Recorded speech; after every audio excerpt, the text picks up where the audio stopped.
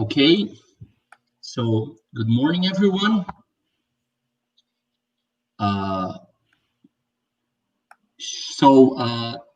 We may start.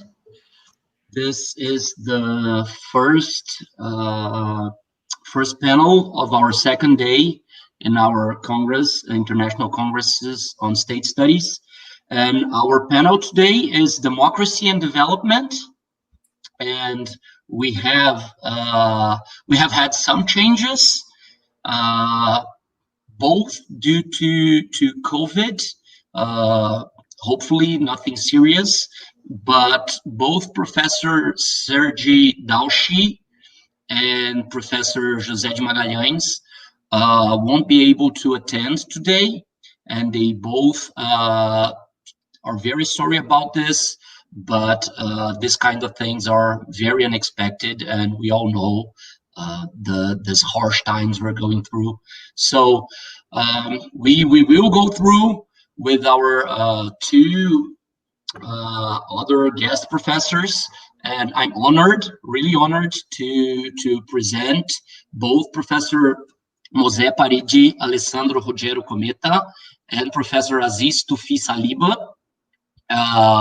Professor Mosè is a visiting researcher at the Dipartimento di Filosofia e Cienze dell'Educazione of the Università Degli Studi di Torino, PhD in the Institut de Géographie et Durabilité at the Université de Lausanne, and he has a licenza in philosophy at Pontificia Università Gregoriana, Roma, and licenciatura in philosophy at the Università de Barcelona. Professor Aziz Tuffi Saliba, that's a professor of international law at the Universidade Federal de Minas Gerais, where he also is the director of international relations, PhD in law at Universidade Federal de Minas Gerais, a master's degree in international trade law at University of Arizona. He was a visiting researcher at the University of Notre Dame, USA, and he was also a visiting professor at the University of Ljubljana, Slovenia, president of the Brazilian branch of the International Law Association, and Queen Mary Global Policy Institute member. So I'm very, very honored to present both colleagues, and I'll be presiding this table today. And without further ado, welcome both of you, and Professor Mosè and Professor Aziz, and it's a pleasure. Thank you. Thank you very much. Pleasure's all mine. Okay, I'm not sure in the schedule which one of you would come first. Also, Professor. Sorry about Gabriel Nichini. Yeah, sorry, I didn't present who's going to be our student that will be representing the students in our table. Gabriel, it's a pleasure to have you here as well. Thank you, Professor. Okay, so we will start with Professor Mosè, I guess. Okay. Okay, so welcome. So good morning. Firstly, I would like to thank the organizer for this wonderful Congress. And today I'm going to talk about the effects of new technologies and their ontology on the democratic rule of law. Speaking of these arguments, I will refer in a general way to the new technologies, not because they are a stable and monolithic construct, but because I believe that in the current situation, plenty of new tech firms show a common logic, that is that of surveillance capitalism. Firstly, so I will give you an example of what I mean by discursive asynchrony, an element that will return in the conclusion as one of the main socio-political problems related to new technologies. Then we will talk about trends toward homogenization and quantification of reality. These are phenomena that underlie the ontology of technological progress. Then we will try to establish an historical framework to understand the development of technologies in the context of globalization. And all these elements, accompanied by numerous examples, will allow us to conclude by discussing in greater depth the problematic relationship between the ontology of new technologies and that of the rule of law. So the topic that I would like to discuss is related to what I have called discursive asynchrony. When two people talking about the same thing means two different things, we see a discursive asynchrony. The cultural and symbolic references between these two people are so different that they are unable to find a common reality. In my opinion, this is the biggest risk that the democratic rule of law is running today. Let's take a very simple example from all over the world. If a doctor and a conspiracy theorist talk about COVID, even if they are referring to the same thing in theory, they are actually talking about completely different things. For the doctor, COVID is a virus which generates a number of health issues and whose management heavily influences society. For the proponent of a conspiracy theory, COVID will rather be the state attempts to impose population control measures, or Bill Gates' worldwide campaign to inject a chip that control our minds, or perhaps the effect of 5G waves, or even a Chinese weapon to defeat the United States. You can understand that facing two such different visions of COVID, it will not be easy for the state to push policies that are accepted by both parties as legitimate. We are well aware that each person has a set of cultural references of their own.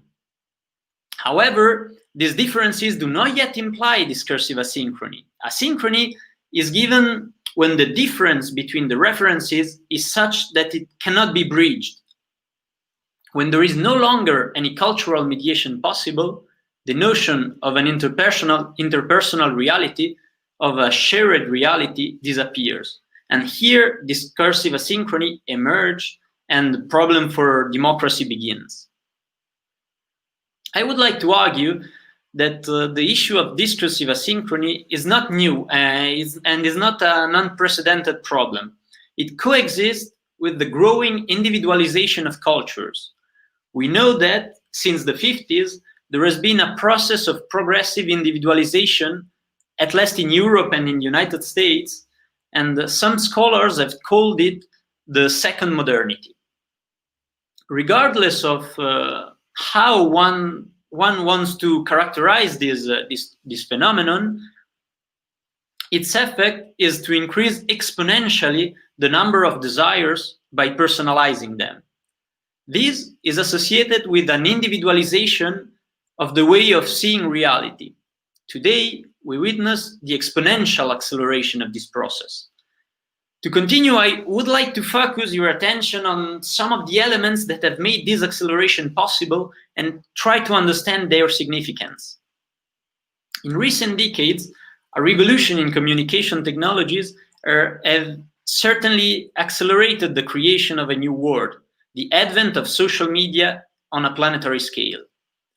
With the Web 2.0, users have become increasingly active in shaping the digital world and its content. Increasingly specialized websites have begun to have dynamic interfaces. They function by presenting a different homepage depending on the visitor in order to be as attractive as possible and thus facilitate trade. Also, social media allow us to organize the social world in our image and likeness. We chose the group to enter, the contacts to accept, then according to commercial algorithms, the advertisement and the news that are proposed to us are all of an area of interest to us from sources close to us, what has been called a self-reinforcing phenomenon. There is nothing on social media that will oppose resistance to us. The result is that social media promote intra-group homogeneity instead of favoring interaction between different people and therefore sociocultural enrichment. The whole social media world is built around us. We are the keystone of that environment. This is not by chance. if everything revolves around us, it will be easier for us to interact with our surroundings. This means that in that context, we will take more actions. We will spend more time there on social media. For companies that use the data we produce to create behavioral models and sell them, these translate into more profits. We can thus conclude that it is the very business model of these technology companies that promote sociocultural intra-group homogeneity and erase diversity from our lives. We know that the elimination of diversity can take place in different ways. Exclusion is one of them. But if we think of the social media obsession with all statistical elements, such as the amount of likes or followers, we realize that quantification is another powerful tool of homogenization. Again, this is not a new process, but a dynamic that has its root in the modern age and its epistemology.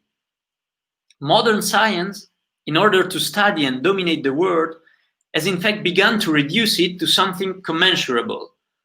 This means taking qualities like colors and turning them into quantities like wavelights.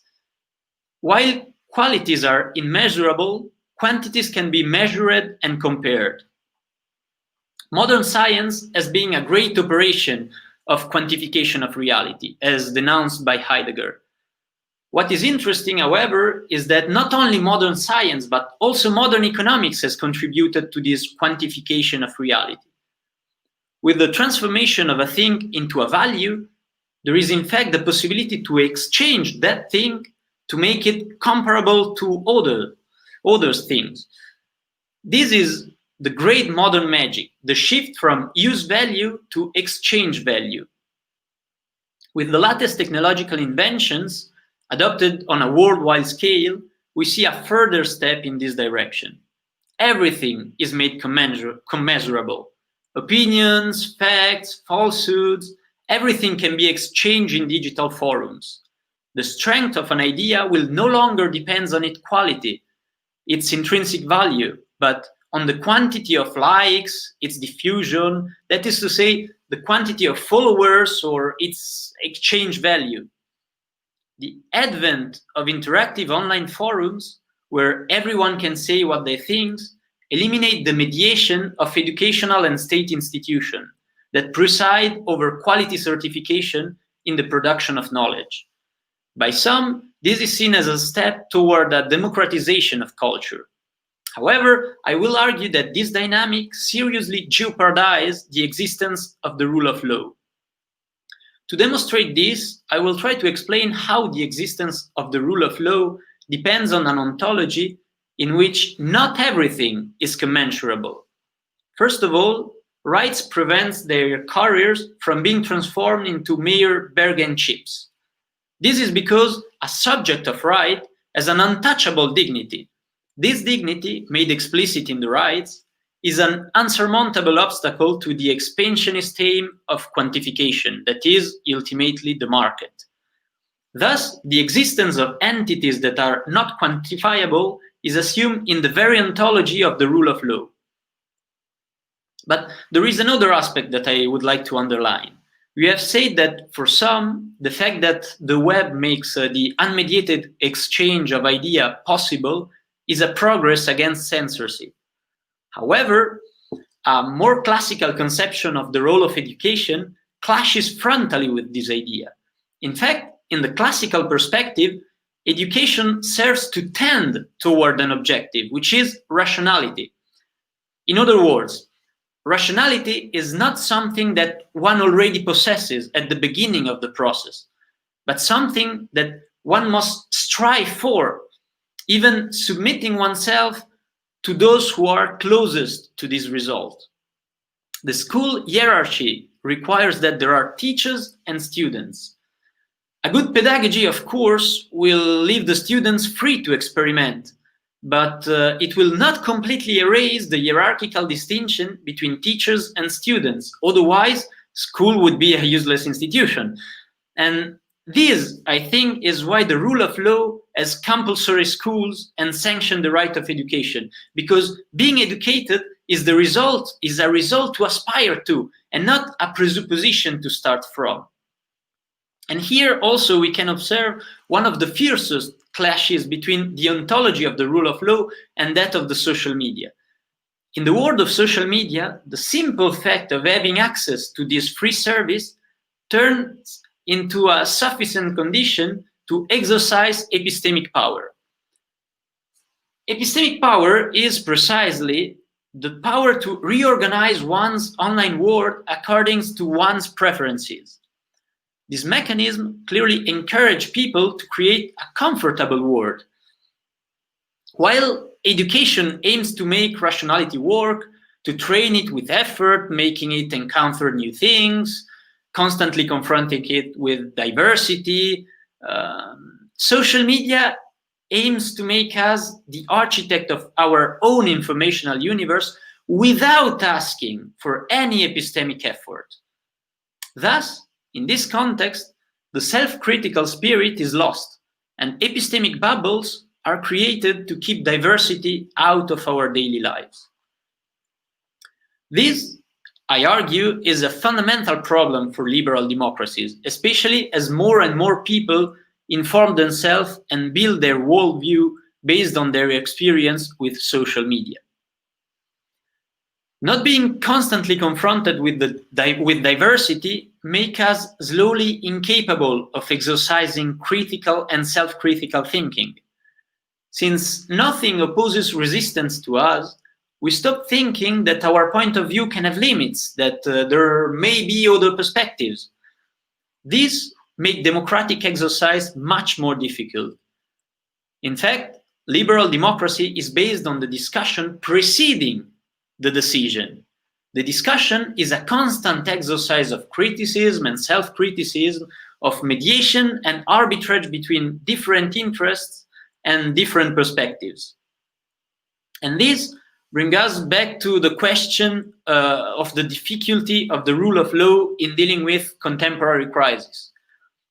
How can we explain that the modern forces that helped to create the rule of law and liberal democracy are now working for their destruction?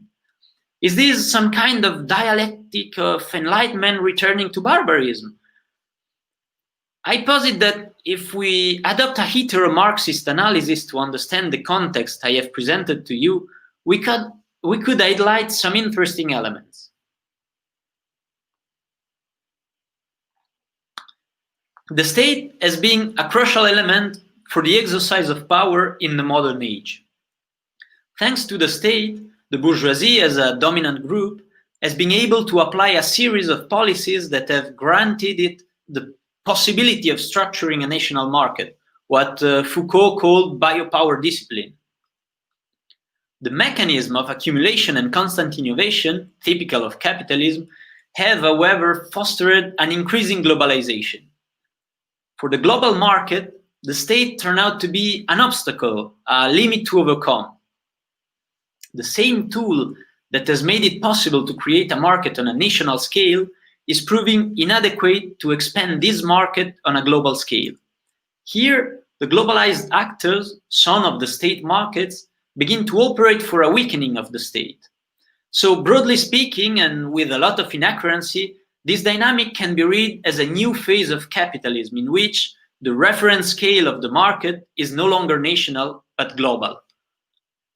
I want to give you a concrete example to show how significant is this. Think about Bitcoin, the dream of creating a currency without a central bank, that is, without a state entity to mediate economic exchanges and establish the value of the currency. Bitcoin represents well the dreams of the anarcho-capitalists of Silicon Valley and the evocative power of internet as a symbol of absolute freedom. However, I argue this has a concrete effect not only on the state, but especially on the rule of law. Central banks are state bodies. Their actions are legitimate by their claims to act in favor of the common interest. The elimination of their mediation role will therefore have the consequence of a market in which no actor will act on the basis of a collective interest, making it even more difficult to protect the most fragile part of the population. So we can say with some confidence that new technologies are more or less openly challenging the logic of the rule of law. This is true both in the field of education for self-criticism and constructive discussion, as well as in the mediation role of the state. In doing so, new technologies are fostering the advent of a market without limits, that is, a market when the only law is the power of the strongest. Before concluding, I would like to discuss one last aspect of this new political, cultural, and informational forum that are the new technologies, the rising power of right-wing populism. There is no causal relationship between new technologies and right-wing populism. One does not necessarily imply the other. However, I think it is significant that both shares a similar ontology and the same disregard for the effort involved in the knowledge of diversity. In both these spheres, in fact, there is a lack of effort and an attempt to organize the world as a simple appendage of the self, without the limits or contradiction that the encounter with diversity implies. Right-wing populism works by favoring lower instincts, exploiting people's fears and less reasoned responses, proposing simple solutions to complex issues. In other words, contrasting the purpose of education and rationality. Again, right-wing populism and new technologies share an epistemology that is frontally opposed to that of the rule of law, trying to erase the right of minorities to exist and resist. I started this talk by mentioning discursive asynchrony and saying that it appeared when it became impossible to find a common ground between two people with different perspectives. I also anticipated that this, in my view, is one of the most important challenges of the contemporary rule of law. As I have said many times, the rule of law is born with the idea that the human being cannot be entirely reduced to an instrument. The human being is the bearer of an intrinsic dignity. This way of seeing things is diametrically opposed to the extremism of the free market, which instead works for a complete homologation of the world.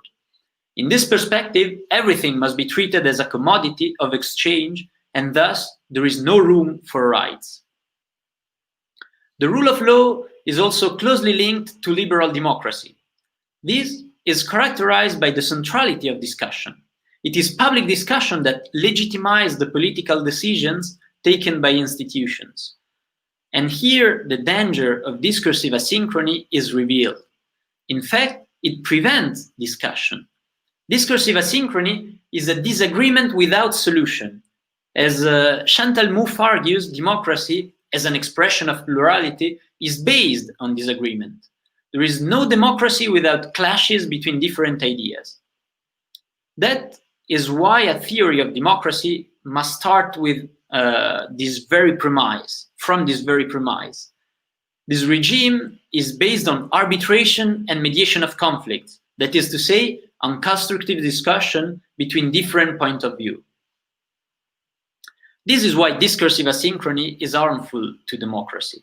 It denies any common ground, making it impossible to agree on disagreement. It eliminates the possibility of finding methods to arbitrate conflicts. And here I want to conclude saying that social media as instruments of cultural and identity construction are key elements of our contemporary societies. However, as I have tried to explain, they are also commercial tools designed and managed by private companies. Their epistemologies is based on the uneducational principle of epistemic bubble. So this situation, for me, and I think it's a fact and not only an opinion, it's highly problematic. On one hand, we have an international monopoly of very few private US companies running some of the most important global public discussion spaces.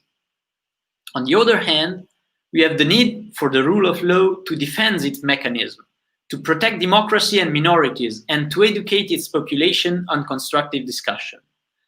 The future of the rule of law is likely to depend on how these two actors, democratic states and tech firms, will interact and settle their disagreements. Thank you.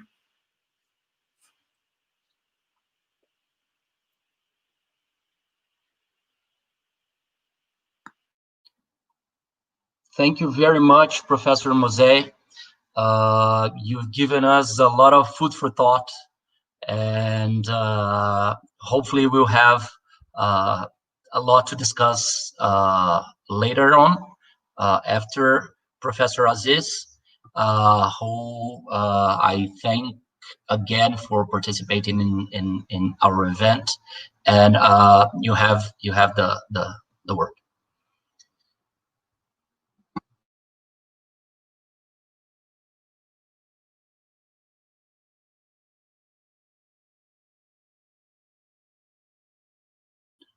You're muted, Professor Aziz.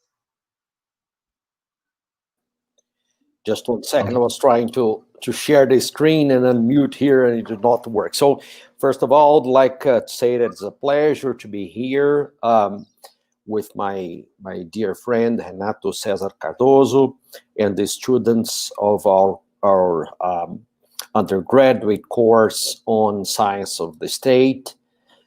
I'd like to thank the students and Professor José Luis for the kind invitation.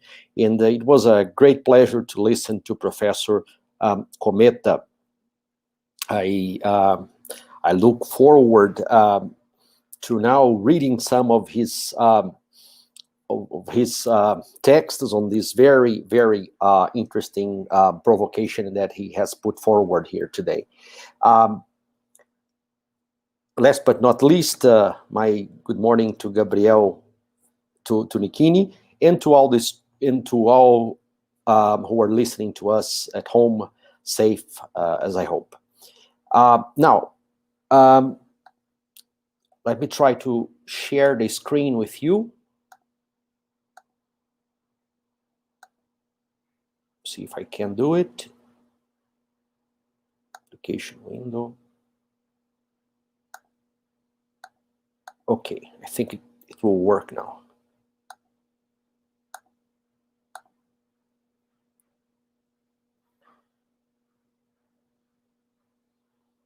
Just 1 second. There is some.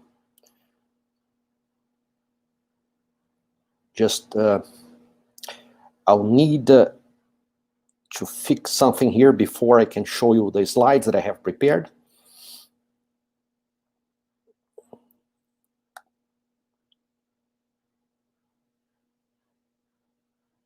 I do apologize. It was a surprise to me here. Don't worry.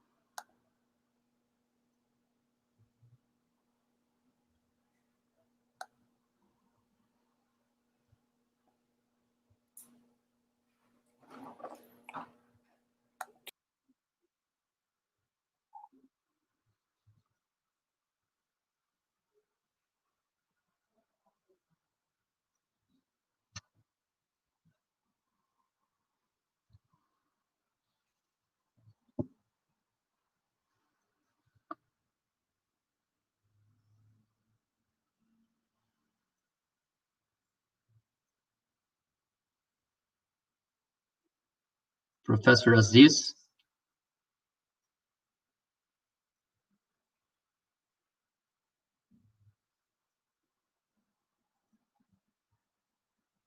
I think, yes, my apologies. Now I think it's going to work. Okay. At least, hope so, yes. Okay. Okay, now we're good. All right. So what I try to do here, I enjoyed very much the concept of a discursive asynchrony put forward by Cometta. And what I'll try to do here is first talking about a new methodology that we have been using in international law in order to reduce this discursive asynchrony. And I will try to help you understand why we do have a certain discursive asynchrony in international law. And then I will talk specifically about recognition in domestic courts. The first thing is that if you open any international law case books, you will see that you will see the question, is international law really law? And, you know, this sort of question was really common in older international law case books, and it's present in them even today. Now, one Australian author, she put forward a very, very important question, which is international law international? In the sense that, is international law applied in the same manner everywhere? We tend to think of international law as an Esperanto, right, as an universal language. But sometimes we'll find a very different reading of the same international treaties in different jurisdictions. And that has to do with different factors, one of them being how we study international law. Here, we can look at some case books, as Antia Roberts has done. You will see in black the amount of domestic cases. Then in white, it's the amount of international cases coming from international courts. And then in gray, you have courts from other international courts, cases from other national courts, from foreign courts. Now, as you can see, in the UK case books, you will find about 50% of international cases, and then about more or less 1/4 of domestic cases and 1/4 of foreign cases. Whereas in China, you will not find domestic cases, but you'll find some foreign cases. And amazingly, in the American case books, there's a lot of domestic cases, very few foreign cases, and some international cases. When I studied in the US, one thing that called my attention was the amount of cases coming from the Supreme Court to deal with international law. It called my attention for two reasons. One being that they would use a domestic court to talk so much about international law. And second, but not less important, how sometimes this interpretation of international law by the Supreme Court was not necessarily coincident with what most international lawyers perceive as international law. Now, if we compare the amount, I mean, here, the United States, it's sort of the outlier. Now, if we compare the amount of non-Western cases, which appears here in white, we'll see that in that respect, US, UK, and France are more or less the same. They do not discuss much non-Western cases in their case books, which is evidence of a certain parochialism. Now, even when they bring cases, there is, of course, a difference of how much they talk about those cases. Here in this cloud, the larger the name, the more the cases are discussed. And you see in an American case book that was used for this cloud, that the case that was most discussed was Alvarez Machen, which is a case from the American Supreme Court. And then in second, Nicaragua versus the US, which is a case from the International Court of Justice. Obviously, it's easy to understand why they would be discussing Nicaragua versus the US so much in an American casebook, no matter if it came from the International Court of Justice or any other court. Now, if you compare with a major UK international law textbook, you see many more cases from the International Court of Justice. For example, North Sea continental shelf, armed activities in the territory of Congo, threat of use of nuclear weapons, Nicaragua versus the US, arrest warrant, and so on. There is a blatant difference between the number of cases, the number of citations of cases, of international cases in American and UK books. Now, we chose to look at how the matter of recognition of states and governments is treated in domestic courts. I have selected a few cases for this presentation. There are some that, for lack of time, I will not discuss here, but I have prepared some reports which were published a couple of years ago under the auspices of the International Law Association, and they are available in the internet for free. Now, according to most international lawyers and most foreign ministries, a state, in order to define what is a state, we look at the Montevideo criteria. Now, very few countries actually are a party to the Montevideo Convention on the Rights and Duties of States. But the number of states that follow this criteria is a substantial number. The criteria is permanent population, defined territory, government, and the capacity to enter into relations with other states. Now,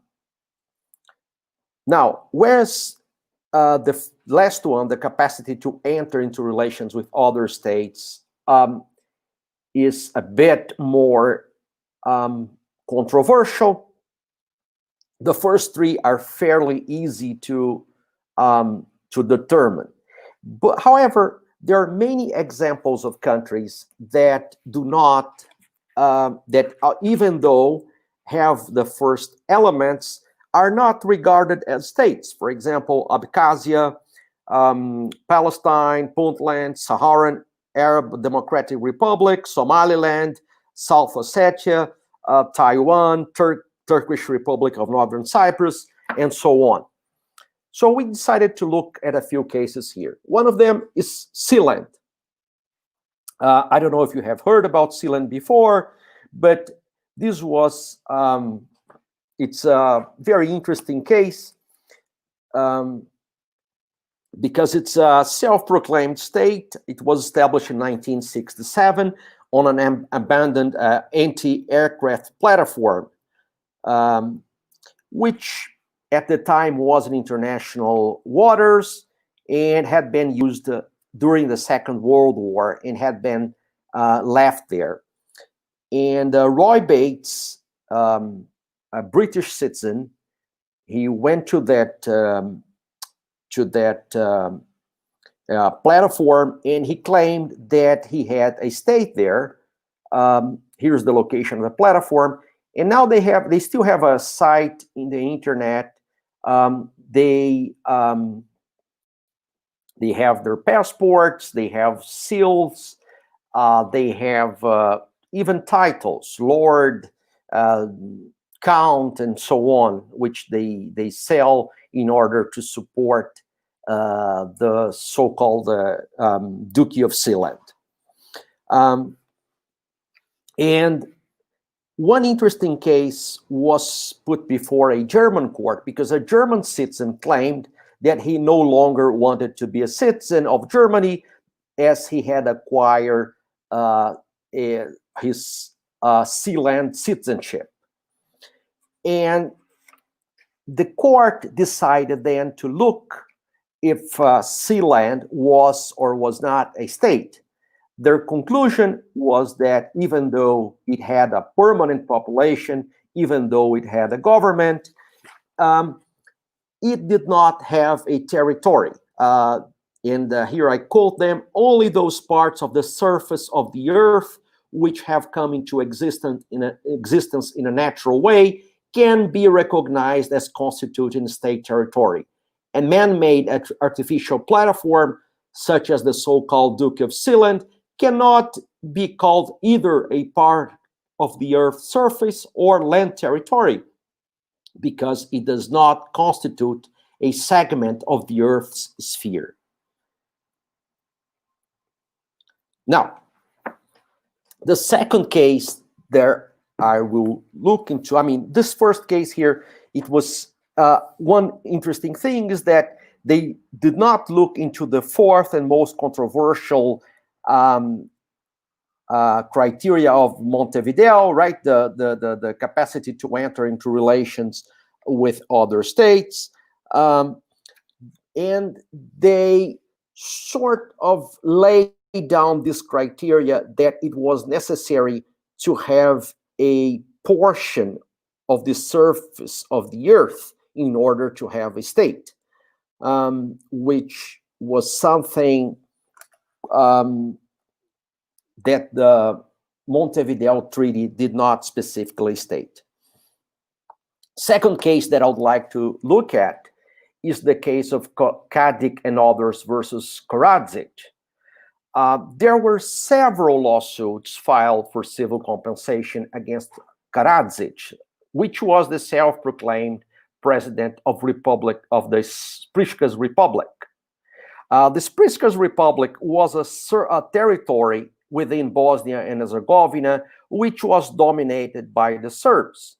And they had committed many atrocities, which includes genocide, rape, executions, torture, and so on.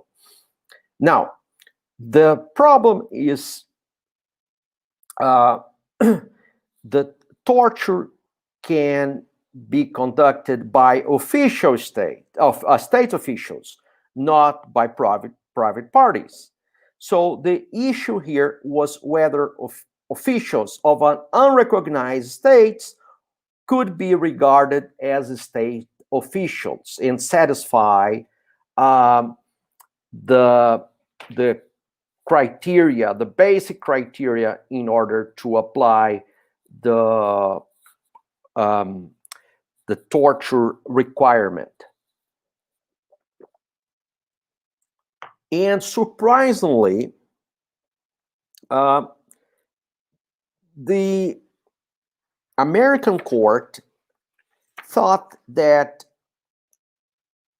the regime satisfied the criteria for a state for purposes of international law violations, and that Spriška had control over the defined territory, control of population within its power, and had even entered into agreements with other governments. The court stated, and I quote, "It has a president, a legislature, and its own currency. These circumstances readily appear to satisfy the criteria for a state in all aspects of international law. Therefore, a state which was not recognized by the US and which is today a part of Bosnia and Herzegovina, was accepted as a state for purposes of this action." Now, another important case is East Timor and others versus the Netherlands. And this has to do with the sale of certain military equipment by the Netherlands to Indonesia. And Fretilin, which was the Revolutionary Front for Independent East Timor, on its behalf and on behalf of the Democratic Republic of East Timor, brought a claim against the Netherlands in a Dutch court. And the claim was brought a few years after Indonesia had invaded and annexed East Timor, and the Netherlands challenged the locus standi of the plaintiffs, arguing that the Democratic Republic of East Timor did not exist as a state, and that the Fretilin had no legal personality. Now, Fretilin argued that as Portugal had been occupying, had withdrawn from East Timor earlier in 1975, and as East Timor had declared its independency on November 28th of 1975, that it had retained statehood, notwithstanding Indonesia's invasion of the territory on December the 7th, 1974. However, the court considered that the Democratic Republic of East Timor did not fulfill the requirements for statehood at the time of the summons, nor at the time of the judgment, and the claim was therefore inadmissible. Now I will finally take a look at the issue of recognition of governments. This is a more controversial issue, as there are certain countries which do not recognize governments. They simply either have relations with the government or do not have relations with that government. The most relevant case is the case of Taiwan. Taiwan is not recognized as a separate state by other states. It was a part of the Chinese Empire from 1683 to 1895, and then it was invaded by Japan. Japan remained there until 1945, when the Japanese forces surrendered it to China. Now, there was a civil war in China, as you know. We had on one side Mao Zedong, and Mao Zedong was able to prevail against his enemies, who had to look for refuge in Formosa, which was then part of China. And they were led by Chiang Kai-shek, who on December 8th, 1949, established in Taiwan the provisional capital of the government, not of the government of Taiwan, the government of China. And for a while, it maintained relations with many other states, and it even kept, for some time, the seat in the Security Council, which is reserved for China until 1971. The problem is there are currently a bit over 20 countries that recognize Taiwan and the government of Taiwan, and not the government of China, as the legitimate government of China. And there are many others who do keep some type of under-the-table relation with Taiwan, but recognize China as the government of China as the legitimate government of both places. So we had two interesting cases which went in different directions. The first case, we had an accident in Taiwan with an airplane from Singapore. And the families decided to sue the Civil Aeronautics Administration from Taiwan in a Singaporean court. And the Civil Aeronautics Administration is an organ of government. And they claim that as an organ of government, they enjoyed immunity from jurisdiction of Singapore. And the court used the so-called one voice doctrine. What is the one voice doctrine? That consists in looking at what the executive recognizes as a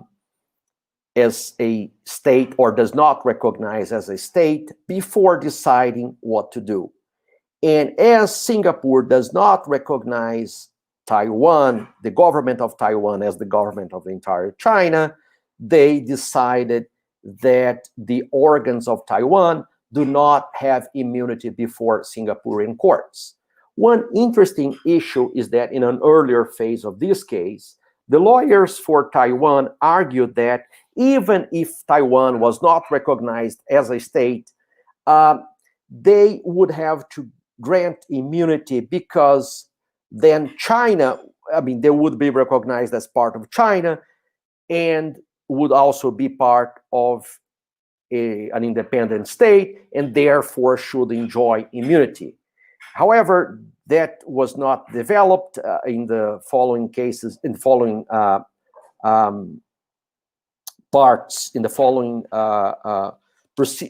procedures, and by Taiwan, basically the Civil Aeronautics Administration was sued. They lost this case. Now, another case, it was before Swiss courts. Taiwan asked Switzerland to freeze the accounts of certain Taiwanese citizens who were being prosecuted for white-collar crimes. One of those citizens was Chuanpu Andrew Chang, and he argued that Switzerland could not grant legal assistance in criminal matters to Taiwan since it did not recognize Taiwan as a state, which makes perfect sense. However, the Swiss court ruled that while it in fact did not recognize Taiwan as a state, legal aid could still be granted to a state that was not officially recognized as such by the government. Another interesting case has to do with the British Arab Commercial Bank and the National Transitional Council of the State of Libya. During the conflict, during the first part of the conflict, I should say, in Libya, we had the Gaddafi government disputing with the National Transitional Council of the State of Libya, who was the legitimate government of Libya. And the Libyan government was the majority shareholder of the British Arab Commercial Bank. And sometimes they would get different instructions from the Libyan embassy and from the Gaddafi government. And the bank decided to see what to do. They decided to get an authorization from the judiciary in the UK to act in one way or the other. So they sued the National Transitional Council of the State of Libya. And one of the questions was whether the whether the formally recognized Libyan government had locus standi, and whether the National Transitional Council of the State of Libya was the government of Libya. And the UK court recognized that the National Transitional Council was the legitimate government of Libya, and the judiciary of the UK also adopted this view. They adopted, although they did not say that they were adopting the one voice view, they followed the executive, the government. And they also decided that the former Libyan government, since it was no longer recognized, had no locus standi in English courts to challenge the NTC. Now, in this other case, Faryad Zardad, who controlled a province in Afghanistan for about 4 years and had about 1,000 men under his command, controlled the major routes into Kabul and was accused of torture. And as I have stated earlier, torture can only be committed by persons acting in an official capacity. So the Faryad Zardad was sued in the US, and the core issue was whether Zardad armed faction could be considered as a de facto government, since it exercised control over a good portion of the territory. And the court ruled that the militia could be considered a de facto government as it fulfilled the following criteria: effective control, internal organization, and realization of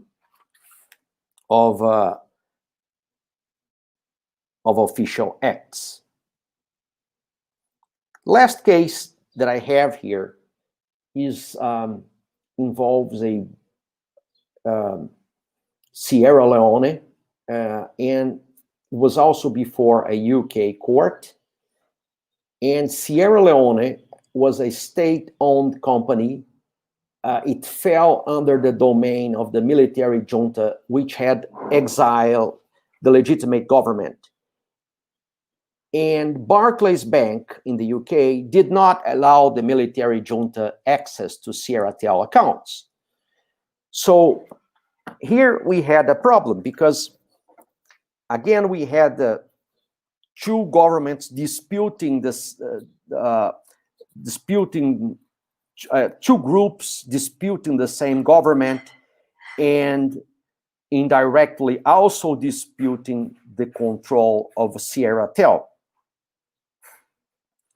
And the court ruled that this rebel government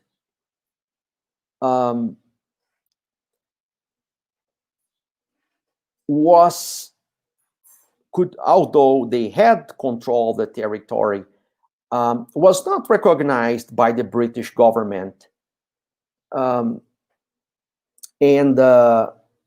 therefore could not control Sierratel. They used a very interesting test, because they controlled part of the territory, not all of it, not even 2/3 of it. So they said that the rebel group should have at least 2/3 of the territory. Now, the conclusion that the cases that we get from an examination of those cases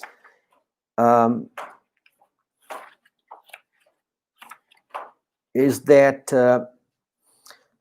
certificates issued by the executive on statehood and recognition are normally conclusive for domestic courts in common law jurisdictions. In other jurisdictions, as well, in exceptional cases, when courts in common law jurisdictions must make their own determinations, then you have some very conflicting outcomes.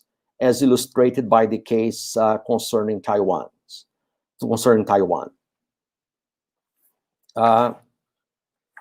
It's also noteworthy that sometimes domestic courts did not rely on the Montevideo Convention, used only some of its elements, and then referred to publicists, and that American courts normally rely on its restatement of the law, which reproduces the Montevideo formula. I thank you very much for your attention, and I remain at your disposal for questions.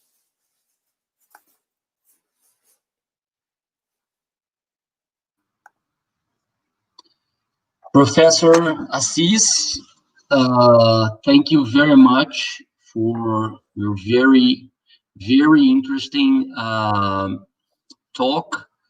I learned a lot. I'm very intrigued by a lot of these cases, and they do as well bring up a lot of questions. Okay, so we will start our round of questions. And being the president, I have the privilege of going first. So I will first address a couple of questions to Professor Mosè Cometta and to Professor Aziz Saliba. And then we will open the questions for the audience. Okay, so you may send us your questions. Okay, so first I would like to ask Professor Mosè Cometta. Thank you again for your talk. And my question, actually for both of you, will be about this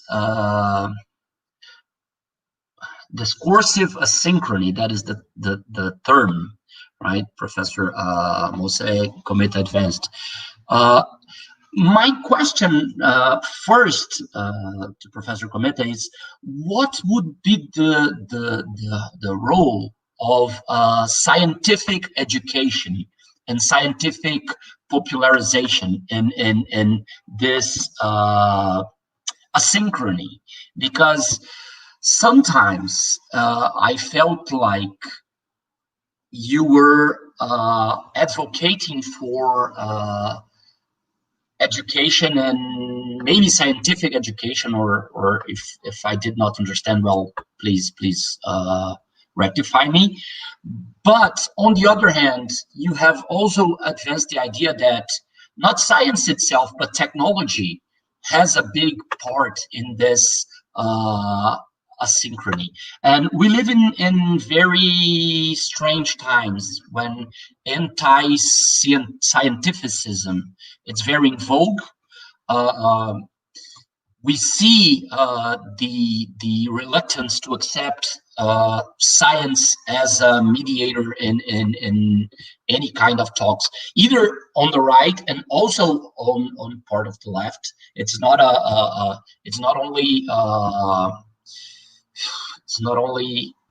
you know there are cultural ideas that are very, very much favored by both sides that are not open for discussion by any of the sides in this talk. And I would like to hear from you about this. And later on, I would like to ask Professor Aziz something about Taiwan as well. So maybe we should first listen to Professor Mosè Cometta and then. Thank you for the interesting question. Let's see, the problem for me is that there is, I would say, no simple solution to the problem posed by the discursive asynchrony. I mean, discursive asynchrony comes when two cultural references, two cultural words are so different that there are no common ground.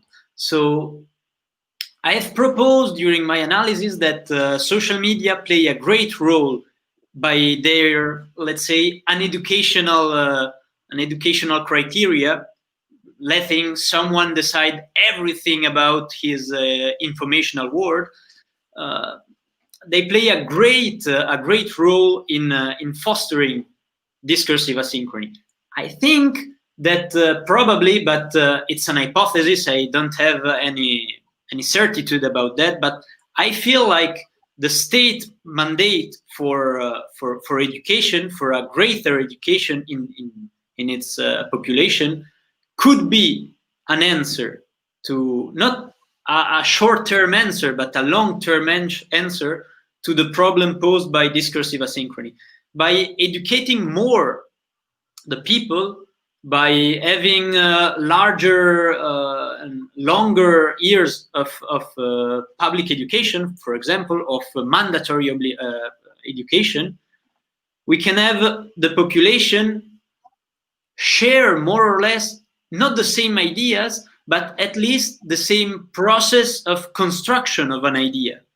So if we agree on this kind of methods of thinking, of rationality, etc., we can then agree on disagreement and say, okay, I think that way, you think the other way, but we can still talk and we can still see the limits of each other's perspective. And so we can somehow work on an agreement, on a communal agreement that will be, let's say, a temporary solution proposed by democracy. That would be more or less my idea, that science, education, and science could be some kind of answer. I mean, not science as a strictly quantitative, positivist view, as the bearer of reality and truth, but as a method to cope with incertitude. Science, which is made by peer review, by constant confrontation of ideas, etc. That kind of science, that kind of method of constructive discussion could be a solution for discursive. I completely agree with most of your the ideas you've advanced, but how could we include conspiracy theorists in such a conversation? Is it even possible? Yeah, that's big part of the problem, because I think, I mean, I was interested in analyzing that kind of stuff, not in truly finding a solution, a performative solution of that problem. But it's true that while education, better education, a longer education, etc., would on the long term make the population more capable of holding discursive constructive discussion, it is true also that it's not easy to, right now in the present, trying to regain the confidence, the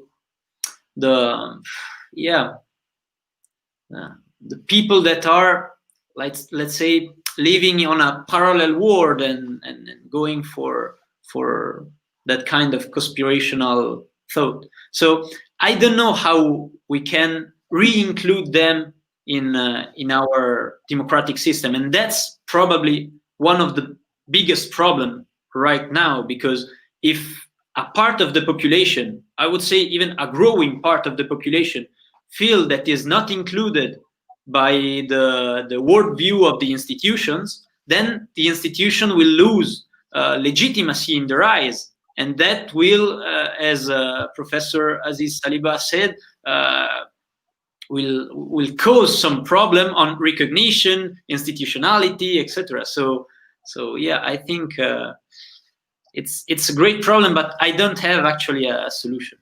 Okay. My second question is to Professor Aziz Saliba, and it pertains to the same debate, but when it comes to international law. The thing is, as we see today, not actual conflict, but political conflict rekindling in Taiwan, how can we think about the part that social media takes in this kind of conflict. And let me be very clear. What we have now is an international conflict, especially with the US giving support to Taiwan and China, threatening Taiwan ever more, and both governments threatening each other via Twitter or via social media. And you have a great part of the international politics playing in social media, saying the US government talking to their own electorate and to their own people, and China as well. And so we have now an international conflict that plays mostly not in courts, but in social media. A big part of it, maybe not most, but a big part of it. So how do you see this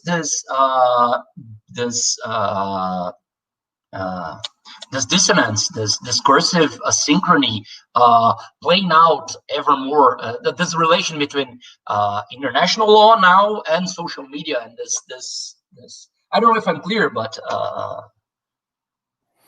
yes, very much indeed. Well, my view on this, well, first of all, once again, I would like to thank Professor Cometta for this, introducing me to this great term, discursive asynchrony. I think it has a lot, it helps a lot to explain some of the things that we're trying to address with this international law and domestic courts research, which is to reduce the misinterpretation, or to reduce very different interpretations of the same instruments. Now, regarding the issue between Taiwan, the US, and China, the US has traditionally been very supportive of Taiwan since Chiang Kai-shek declared that it was the legitimate government of China. There was, as I explained, a change in 1971 when Nixon and Kissinger recognized China, but they kept their ties with Taiwan, and since then the US has been providing weapons and support to Taiwan. Obviously, this has been done mostly quietly.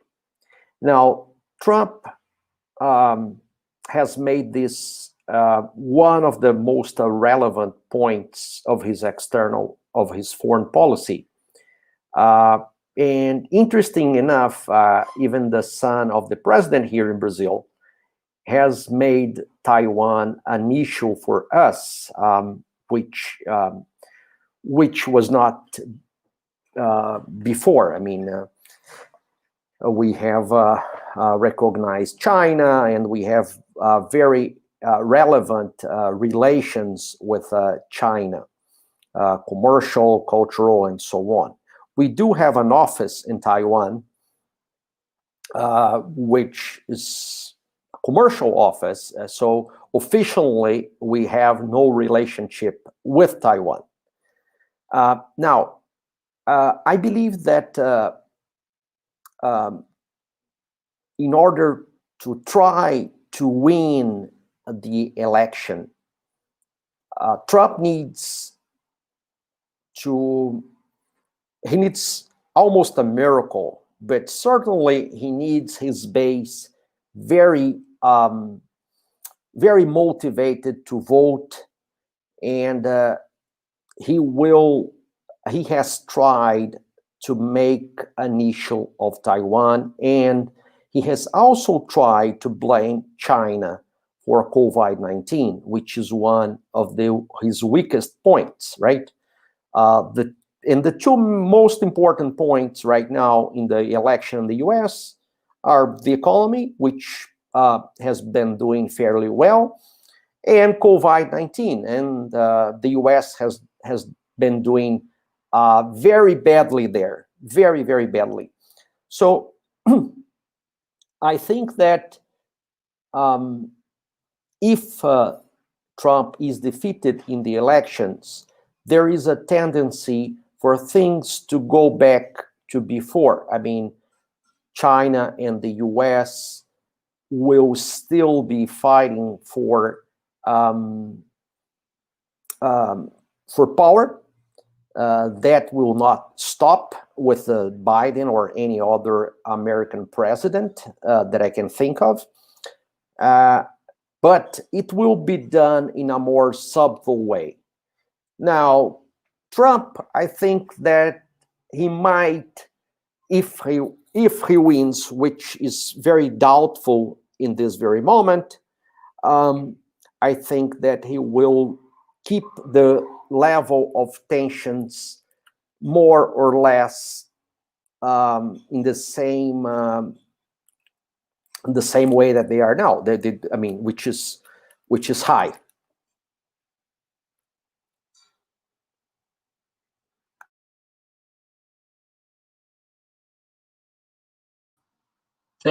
Thank you very much, Professor Aziz. Professor Cometta, we have one question from Lucas Alves Ferreira de Melo, and his question is, how do you think the democratic states should act to minimize the effects of these bubbles?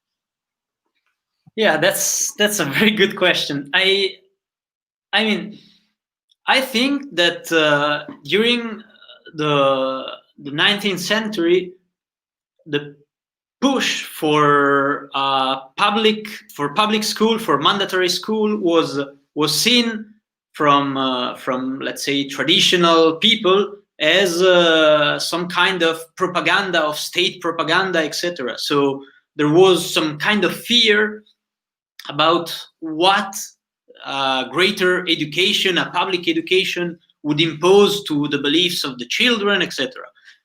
I think that right now we should still push for a greater education, for a public and longer public education, because as society grows more interconnected, as globalization continues, as technological development continues, everything around us is more and more complex, and everything requires more ability to be thought of precisely, to be truly understood. So if reality is more complex, we need a better education, and only by granting that education is not only for the elites but for all of the population, we could have some kind of effects that will repropose the public debates, the constructive public debates, only by having, let's say, a leveled education among the population. If we see different kind of education in different parts of the population, well, it's more likely to see people believing different kind of argumentative of arguments, of logics, etc. So in order to cut across this kind of bubbles, we need something which is common, and the common should be, in my opinion, a compulsory, a mandatory public education on constructive discussion. That could be, I think, a solution. Oh, we didn't. Thank you very much. Okay, so we have another question from Pedro Luis for Professor Saliba.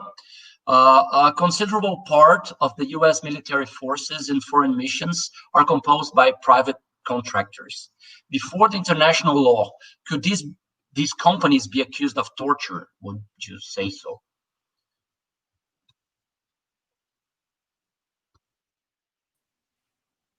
Yes, if they are exercising elements of official capacity, yes.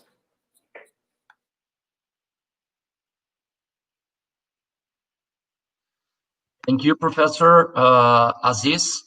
Well, So I would, I have a commentary here from,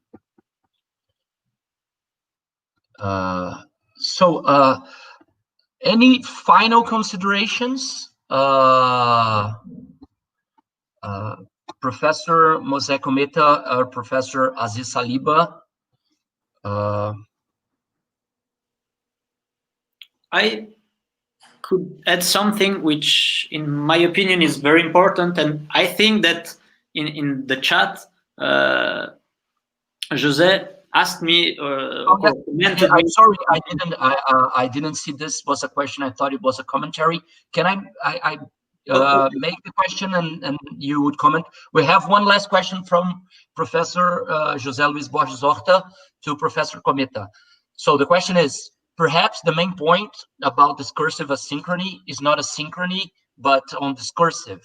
Different visions shall debate, but they never do it on people's level, but on parliamentary space. We are insisting on politicizing private spaces where to public family or physical photos, as Instagram, the best of all, when we should let them be private, bubbled, or whatever. And at the same time, we simply forget the parliamentarian debate, or the house of democracy, the true house of democracy, which is the parliament. So, Professor. Yeah, I would like to. I remember one observation from Carl Schmitt, which said something about the political power need silence and not only transparency. And that is something which also the philosopher An Byung-chul is working on right in these years, about how new technologies pushes further and further about transparency and about the possibility to see everything. And of course, when everyone can see everything, it's more difficult to reach an agreement between two different factions, two different worldviews, as perhaps to overcome discursive asynchrony and to achieve some kind of constructive discussion, a space of silence, a space of, let's say, secret, a space of negotiation should be reached, should be assured in some way. So I kind of agree that one of the problems of new technologies about the democratic management of society is exactly that we cannot truly discuss and seriously discuss, as said your question to Professor Aziz Saliba before, we cannot discuss international policy on Twitter. It's something which is not the right place to have this kind of discussion, because this kind of discussion need some mediation, and to have mediation, one should concede something. But if I am seen by everyone in my group, I don't want to concede anything, because I will seen as a fable, as a not strong enough leader. So in order to achieve some kind of constructive discussion, we should, of course, grant some kind of safe space for the discussion. Thank you very much. On final remarks, Professor Aziz, Professor Cometta. Well, I just would like to thank you very much for moderating this, Renato. Thank you, Professor Cometta, for the excellent presentation, for engaging in this very interesting conversation. And also like to once again thank the students from the course on Science of the State, and Professor José Luis for always being very kind and generous and inviting me to participate here.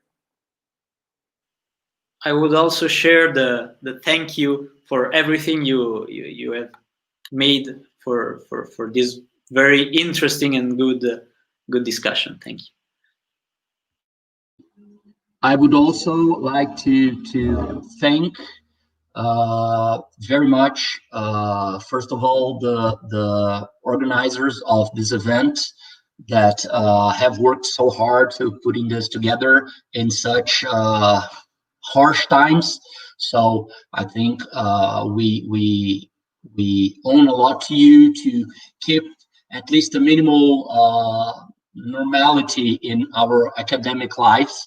So it's very good to be able to talk and to dialogue with all of you, and thank both of our professors, invited professors today. It was a pleasure. It was very, very insightful, and I think everyone learned a lot. And hopefully we can do this again many other times. Okay. So we'll end this session thanking everyone that has participated, that has been watching, and the questions, and everyone else. Okay, thank you very much. It was a very, very good session.